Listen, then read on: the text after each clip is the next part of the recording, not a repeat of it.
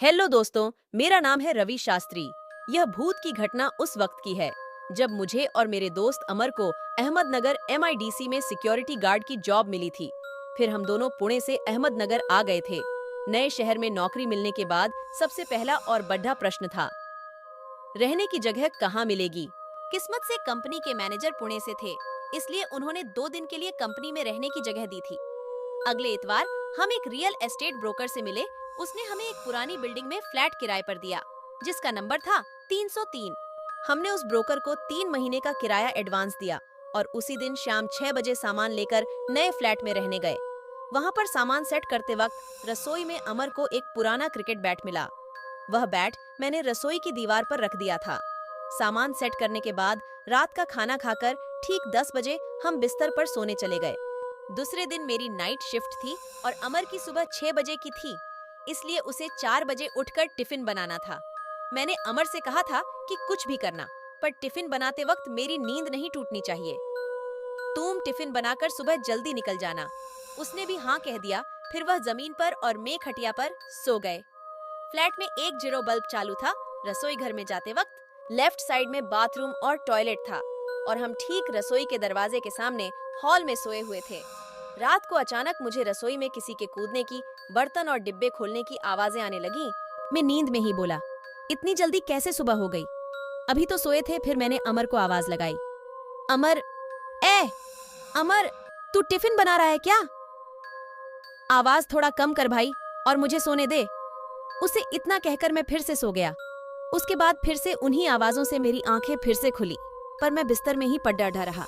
मेरी नजर रसोई की तरफ ही थी। जीरो बल्ब की रोशनी में धुंधला धुंधला दिख रहा था। मैंने देखा कि कोई रसोई से निकलकर बाथरूम में घुस गया। मुझे लगा अमर ही होगा। मैं उसी तरफ देखता रहा। 20 मिनट हुए लेकिन वह बाहर नहीं आया। मुझे लगा शायद तैयार हो रहा होगा। फिर मुझे प्यास लगी। मैं खटिया के नीच हमेशा पनिका लौटा रखता हूँ। वही लेने के लिए जब मैं झुका तब नीचे का नजारा देखकर मुझे झटक लगा, क्योंकि अमर अभी भी नीचे जमीन पर ही सोया हुआ था। अब अगर अमर मेरे सामने था तो बाथरूम में 20 मिनट से कौन घुसा हुआ था? यह सोचकर डर के मारे मैं सिहर उठा। मैं डर के मारे कांपने लगा था। मैंने उठकर सबसे पहले लाइट के सभी स्विच चालू किए और घड़ी देखी। उस वक्त ठीक रात के 12 बजे थे। फिर मैंने अमर को उठाया और उससे पूछा, भाई तू अभी बाथरूम में गया था ना, तो तू बाहर कब आया? अमर नींदों में ही आंख मलते हुए बोला, नहीं, मैं कहीं नहीं गया था। मेरी नींदों अभी अभी तो तुमने तोड़ दी है। तब मैंने जो देखा वह सब उसे बता दिया। फिर हमने पूरा घर छान मारा, पर हमें कुछ नहीं दिखा।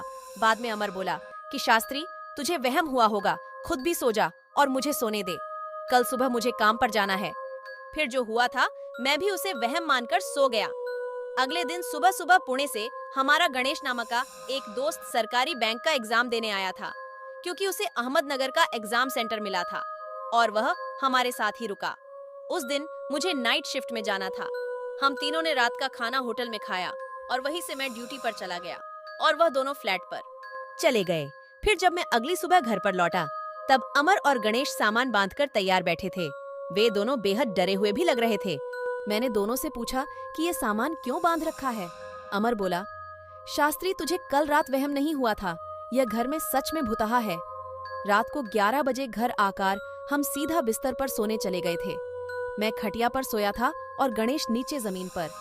रात को मुझे बर्तन और गैस के चल्लू बंद होने की आवाज आने लगी, पर नींद में होने की वजह से मैंने उस पर ध्यान नहीं दिया और मैं सोता रहा। मुझे लगा था कि गणेश रात को एग्जाम की तैयारी कर रहा होगा और नींद भगाने के लिए कॉफी बना रहा होगा। लेकिन कुछ समय बाद नींद में ही किसी ने मुझे खींच के एक जबरदस्त कंटाप बजाए और नींद में ही गणेश के बाल नोचकर उसका सिर जमीन पर पटक दिया। हम दोनों हड़बड़ा के उठ बैठे। तब हमें जीरो बल्ब की रोशनी में किसी बच्चे की काली आकृति दिखाई दी। वह बच्चा हंस रहा था और हमसे पूछ रहा था, क्या तुम दोनों मेरे साथ क्रिकेट खेलोगे? बोलो ना, खेलोगे क्या? हम दोनों डर से थर-थर कांप रहे थे, पर हम कुछ बोले या चिल्लाए इससे पहले ही वह भूत हमारे सामने तेजी से रसोई घर में जाकर वह क्रिकेट का बैट लेकर आया जो हमें मिला था। उसके बाद वह बाथरूम में घुस गया और देखो अभी तक बाहर नहीं निकला। उसी के डर से हम रात भर सोए नहीं हैं। रात भर हमने हनुमान चालीसा का पाठ किया और अब सामान पैक करके बैठे हैं।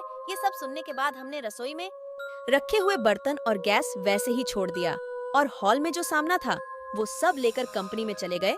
बाद में मैंने आसपास के पड़ोसी से पूछताछ की थी, तब उन्होंने बताया कि वह बिल्डिंग बनते समय वहां पर एक बच्चे की ऊपर से गिरकर मौत हुई थी। अभी तक उस बच्चे की आत्मा वहीं भटक रही है। कभी कभी वह बच्चा आसपास और बिल्डिंग वालों को दिखता है और कभी कभी उसे देखने वालों को अपने साथ क्रिकेट खेलने को कहता है। ये थी भूथा, फ्लैट नंबर 303। सच्ची घटना है।